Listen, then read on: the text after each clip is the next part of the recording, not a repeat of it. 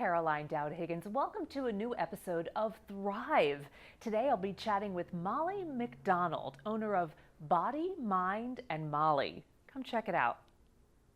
I would love for you to tell me how you first decided to start your own business. Well, I felt like what I wanted to do, even within massage therapy, was not exactly like what everyone else was out there doing. And it was important enough to me to follow through and to really develop it in the way that I thought was important.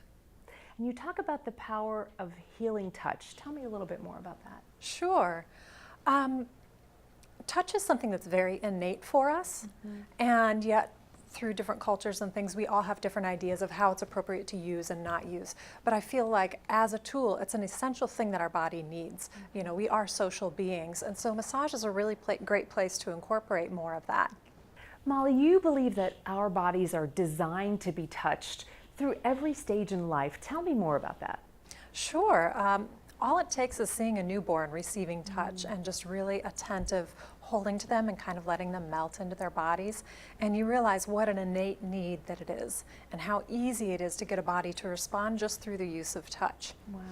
Recently I had a massage with you and it was just wonderful. It was a transformative experience, and I've had many massages in my life, but this was different. I want you to tell our audience about craniosacral therapy and why that's different. So people are pretty familiar with massage. Massage is a certain amount of pressure along with a repetition of strokes, kind of in a very rhythmic way, whereas craniosacral therapy, in terms of its experience, tends to be more of kind of a melting touch. Very gentle, sort of melting into the body and into those tissues, and then following how that connective tissue wants to unwind. And I think for the client, the difference is that when they're getting a massage, their brain is thinking about what those hands are doing on their body, and when they're receiving craniosacral therapy, I think their sense of my hands eventually goes away, and they're simply left with what's happening inside their body, which is what's really the most important thing. So I've learned that massage can really be the path to letting the body heal itself again. Tell me more about that. So I really believe that our bodies know everything they need to in order to promote health and maintain balance. However, the way that we live our daily lives in front of computers and driving behind the steering wheel, the way we use our bodies, oftentimes restrictions start to build over time. And so massage, craniosacral therapy, stretching, exercise, all of those things help maintain the mobility and fluidity of our body so that our body can do its job and keep us healthy. Molly, I love your concept of gratitude and how we actually need to thank our bodies. So how can we nurture our bodies more and really appreciate the bodies that we have? Well, we ask a lot of our bodies every day, and so in order to continue being able to fulfill all of our purposes in life, both our families and our professional goals, our personal goals, it's really important to have gratitude for our bodies and to do things that feel good and that nurture it, whether that's through nutrition or exercise or physical things like massage. That's really important to thank your body. This is the only one we have for this lifetime, and if we aren't the ones taking care of it, nobody else is going to be doing it for us. So true. Molly, I'm sure you hear this as much as I do. Women are stressed, they're overworked, they're trying to achieve some sense of work-life integration. And what can they do, because I suffer from this too, to really self-nurture and achieve some semblance of balance in their life? I think by having it on the calendar. Anymore, I make sure that my workouts and my massages are on the calendar. One, so that I don't take up that time on my calendar for anything else and then all of a sudden realize it's been months since I've done something for myself. And two, it gives me something to look forward to. I love it. So schedule yourself first. Yes. Self-preservation. Yes. Molly, I want to talk to you about being an entrepreneur. So many of the women watching today are considering being an entrepreneur, but fear is paralyzing them.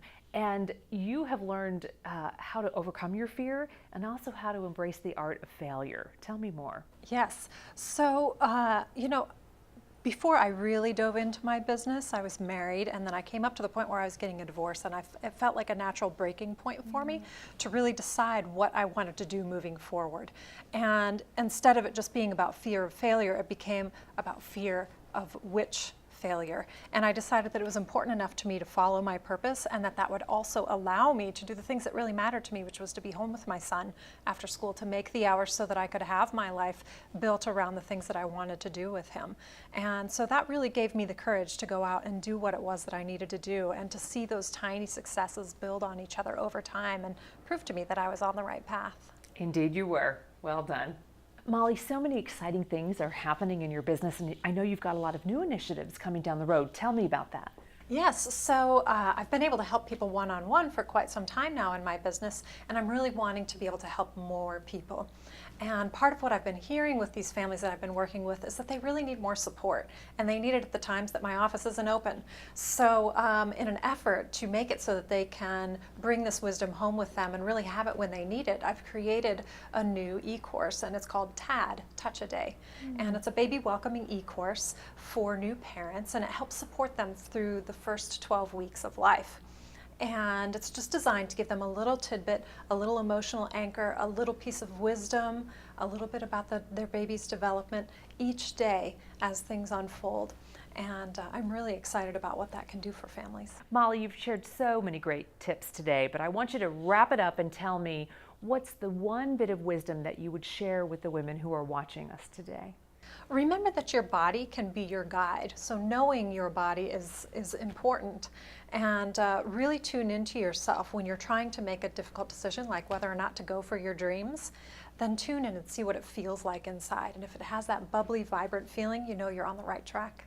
Molly McDonald, you're amazing. I thank you so much. I will be a frequent flyer in your massage practice, and I wish you great success. Thank you so much.